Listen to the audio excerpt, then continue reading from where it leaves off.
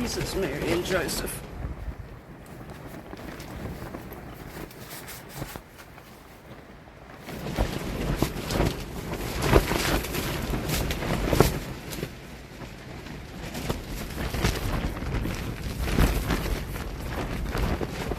It just goes on and on and on and on and on and on.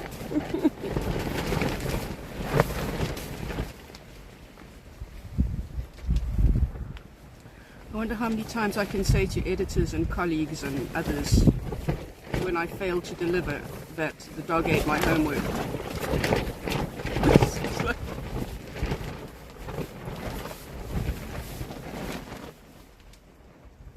I did manage to get one story written on plant poaching though, and it's a cracker, I think. I just can't load it up onto the whatever until the storm is gone. Oh God. Oh God. I'm going to pack up and leave early tomorrow morning. Can't do another day of this. Can't get any work done in these conditions.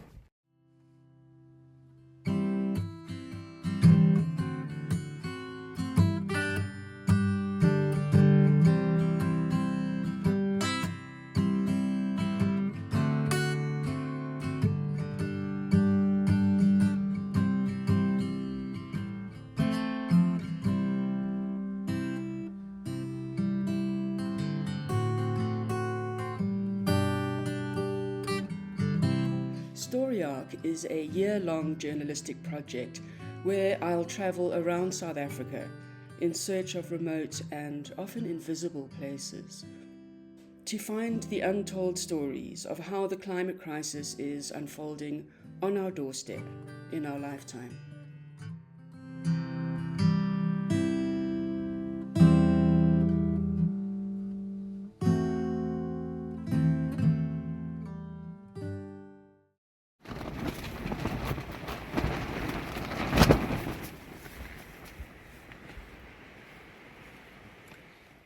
Here I am on the banks of the Gouritz River, having decamped for a few days to get a lot of work done. I've got tons of stories to package after the first 2 months on the road.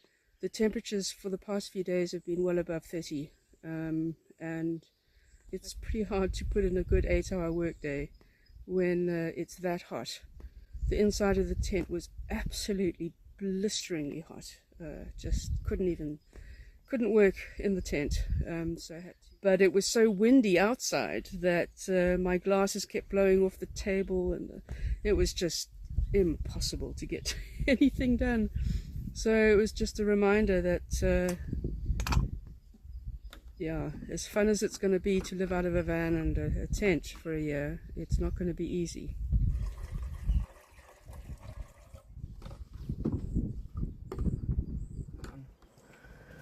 After 2 days of swelteringly hot temperatures, like 35 plus, I woke this morning to a wind, a very determined wind.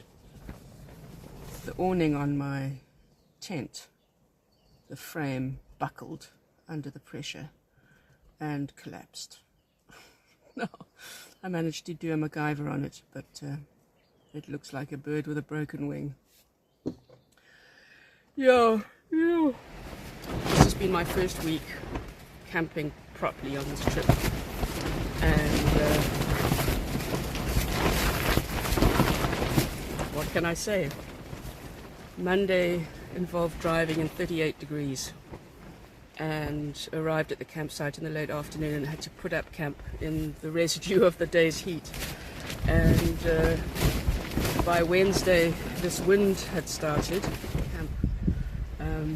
but it is impossible to get an 8 till late or 9 to 5 office hour job done when you are sitting in a tent and the fabric is bickering behind you all the time. Yeah, this is a reminder. This is what I chose to do this year, and I just have to suck it up. So, bear with me in this discomfort. This week has been a reminder that it's very easy for someone like me to sit at my desk in my home office and write clinically about the health implications of being a farm labourer or someone on a road maintenance crew when you have to work through a heat wave, or in foul wind conditions like this. Here I am sitting in this tent really battling to get any work done, and outside is the man who a few hours ago helped me move my tent because it was getting ripped apart by this terrible wind. And you know, within minutes of moving the tent and getting it up again, I'm sitting there in the shade moaning about the disturbances, and he's back out there with his weed eater cutting the lawn in anticipation of a long weekend of happy campers. There are so many people on this planet whose livelihood is derived from being outside in the elements. Those of us who can carefully control our environments, you know, if we work in an office or we can turn on the car aircon, we can buffer ourselves against extreme weather. But many people have to choose extreme weather or not being able to put food on the table. God, this week has been a wake-up call. For most of Homo sapiens' existence, we haven't had quite as much control over our environments as we do these days.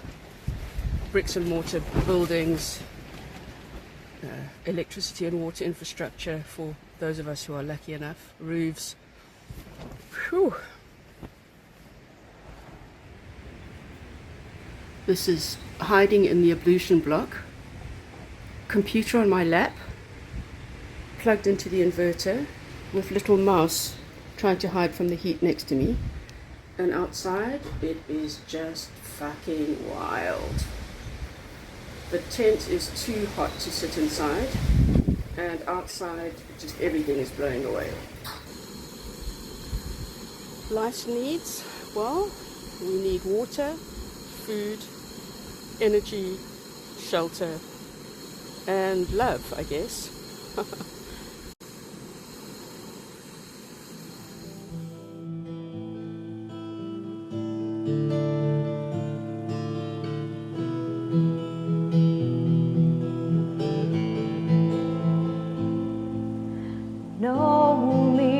Hold me, touch my soul, release me, capture me in light, warmth embrace me, draped in case, release me, safely in your light. This thread binds me to you, binds me to you, binds me to you.